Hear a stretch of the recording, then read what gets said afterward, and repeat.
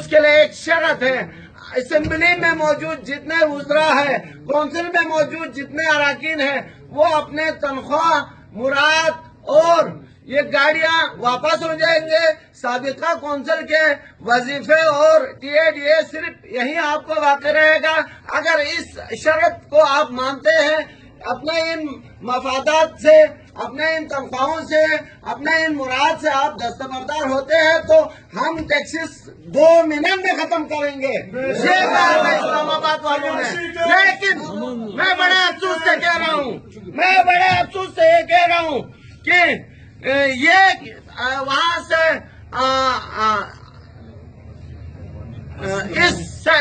اس کے لیے انہوں نے جب وہاں سے رابطہ کیا تو ہمارے نمائندوں نے ٹیکسز پہ اپنے مراد کے لیے، اپنے گاڑیوں کے لیے، اپنے پروٹوکول کے لیے، اپنے ذاتی مفادات کے لیے وہ دستبردار ہونے کے لیے تیار نہیں ہوئے اور ہمارے اوپر ٹیکسز لگانے پر وہ راضی ہوئے۔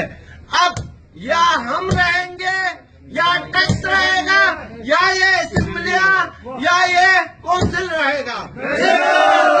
اب سڑکوں پہ ہوں گے۔ آپ تمام کا شکریہ۔ آپ جو بھی مشترکہ وہاں سے ڈیٹ دیں گے، میری تجویز یہی ہے کل کا دن ہمیں تیاری کے لیے دے دیں۔ 26 تاریخ سے ہم پورا جی وی میں شٹر ڈاؤن اور پہیا جام ہڑتال کریں گے۔ 2 دن کے بعد اگر اس شٹر ڈاؤن ہڑتال اور پہیا جام کے بعد ہم لوگ پہیا کھول کر پورے جی بی سے لوگوں کو جمع کریں گے، گلگت سینٹر میں اور اسکردو سینٹر میں۔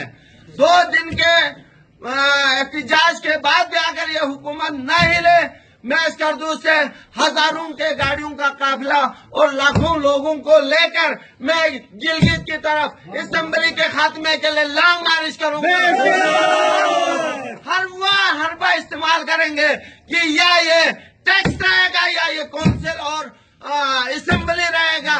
جب تک ان میں کوئی بھی ختم نہیں ہوتا ہم گھروں کو واپس جانے نہیں ہوئے۔ یہ اب مرضی حکومت کے ایوانوں میں بیٹھے ہوئے لوگوں کی ہے، وہ ٹیکس ختم کرتے ہیں یا اپنا قربانی دیتے ہیں۔